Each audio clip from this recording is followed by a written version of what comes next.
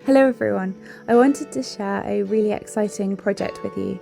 About 18 months ago now, my dad and I worked on a full campervan conversion to design and make a campervan for me to use for commutes to work. I loved the process and I love the van, and so I wanted to share this with you. So we searched for the right van for quite a while. I wanted a high top van so that I could stand up in it. I'm 5'8.5" and I didn't want to be crouching whilst moving around in the van, so that was really important to me. We opted for a long wheelbase van, and I also hoped that the van I found would have windows because that would save cutting out shapes for windows and putting windows in. It is an X-Network rail van, which means that it came with a really good service history and also some features that were useful for a campervan build. It was used as a welfare van, which means people working remotely could sit in it for breaks, make hot drinks and get warm, etc.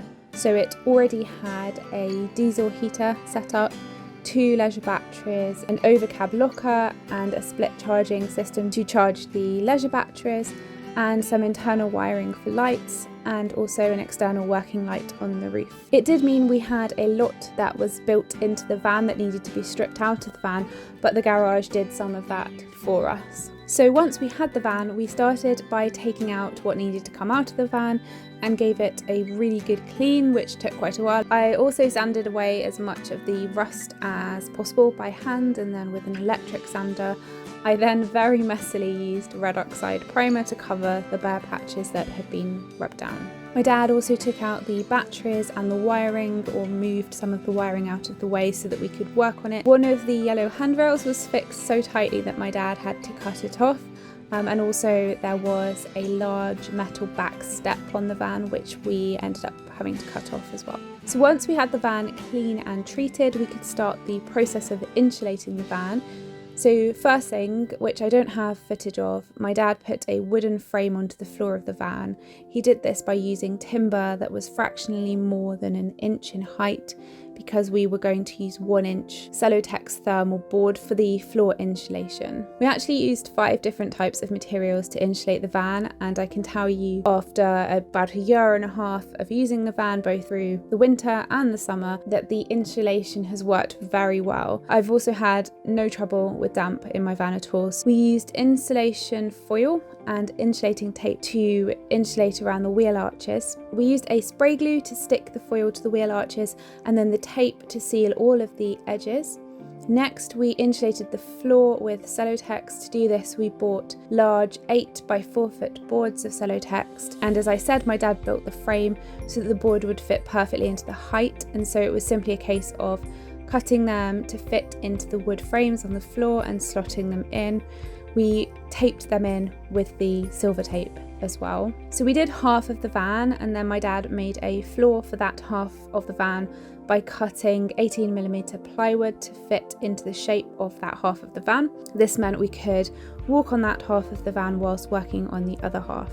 When we came to do the other half, we decided to put in more cross pieces of the frame, because this area was the area that would be walked on the most, so you can see me cutting some of those pieces. And then we did the same thing by filling the frames with the insulating board, and then my dad cut a floor to size and laid this down on top so that we could walk in the van. And you can see him doing this while I used the same insulating foil and silver tape to insulate the locker. And I'll just say here that that worked really well. To insulate the lower half of the side walls, we used this very thick and fluffy insulation roll. The spray glue was really good, and we just sprayed it onto the van walls and stuck the insulation into the spaces. This filled the spaces really well. We also did the same on the panels on the back door. My dad took off the lining and glued insulator into there as well. This is where the existing ply lining on the lower half of the walls came in useful, as we could simply put them back on once we'd insulated rather than having to build our own walls for the lower half. To insulate the ceiling and the upper half of the walls, we first built and attached a timber frame. We used wool-based insulation, which was really easy to cut to size, and we used the spray glue to hold it up there until the panelling was up. And finally, we used insulating foam to fill in the voids in the metal frame of the van.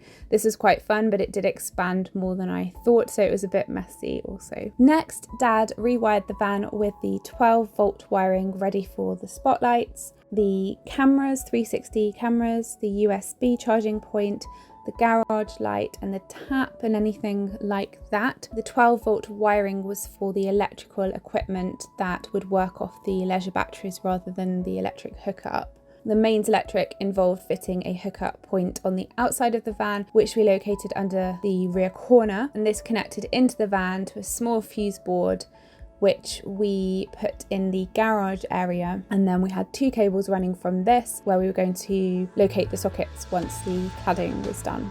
And then we got to the exciting part of putting up the wooden cladding for the walls and ceiling, and this is when it really felt like it was coming together. So we bought the cladding from B&Q, the panels slotted together, and then we screwed them to the timber frame. Once this was up, I stained it with 1 coat of a rustic oak colour.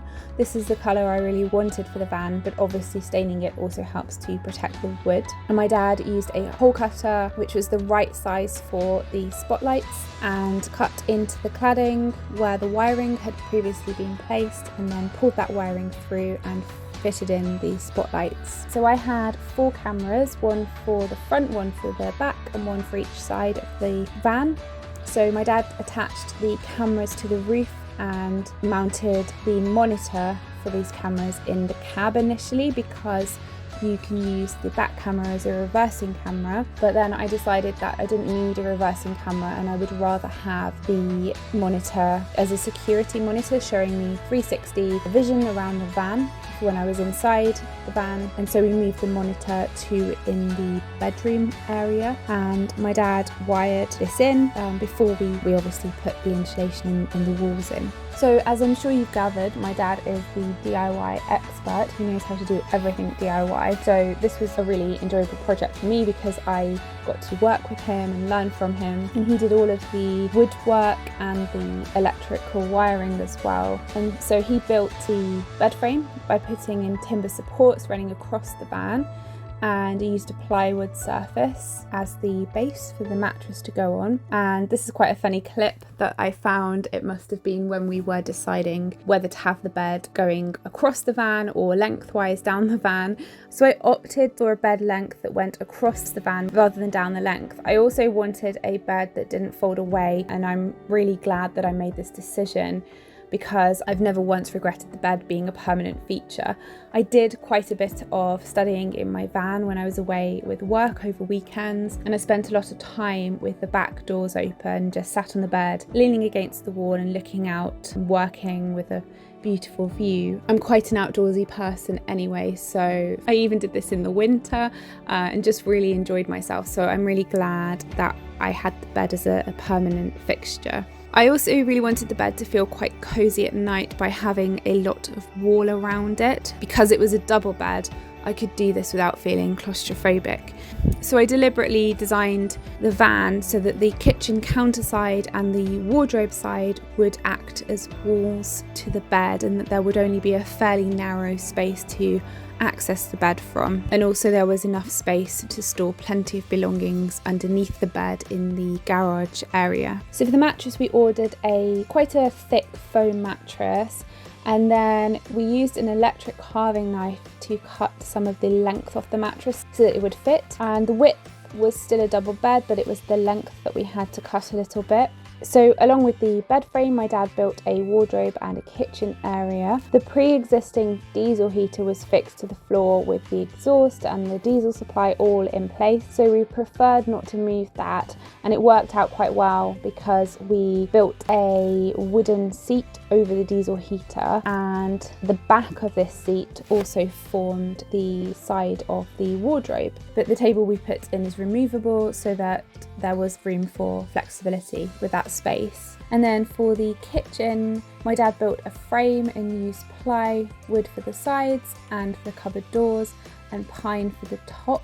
And under the kitchen unit we had space for obviously kitchen things, plates, cutlery, etc. And then a small section for a narrow bin, and then a section for the water tanks, so for the fresh water and then for the wastewater. And we built the kitchen overhanging the doorway so that we could put a cupboard door on the back of the kitchen area so that the water and the water waste tanks can be accessed from outside of the van, which is so much easier when filling up the water tanks, emptying out the wastewater tanks. It's easier to just do that from outside of the van, so that works really well. In terms of decor and soft furnishings and all the fun bits, I chose a fabric that I really like for the curtains and the cushion.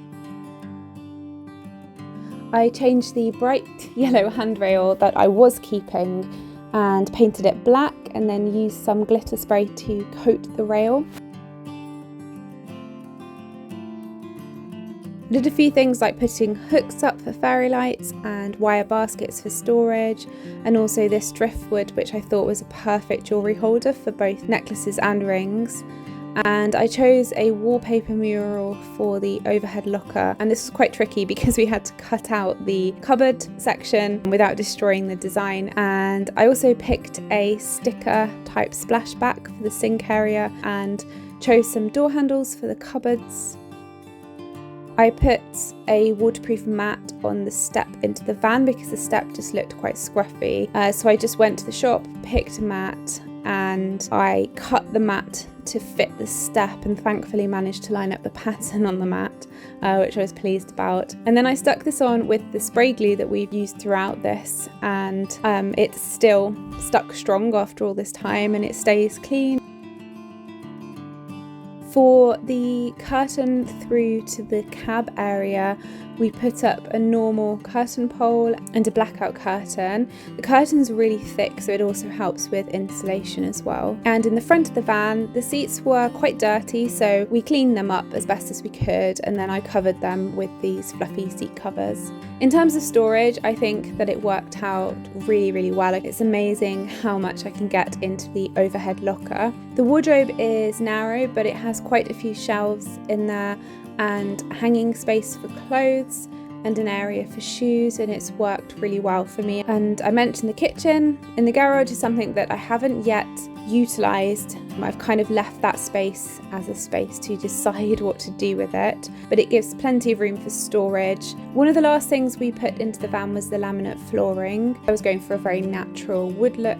I just continued this with the flooring, and I really like the colour of this. And so that's it for the project that I worked on with my dad. I loved building it with my dad. I'm so grateful for all the work that he did on it. I hope you found this video helpful and inspirational if you're thinking of converting a van. I know there's a lot of information out there about the details of building a van, but if you do have any questions, just pop them in the comment section and I will do my best to answer them. Thanks so much for watching this video, and I will see you in the next one.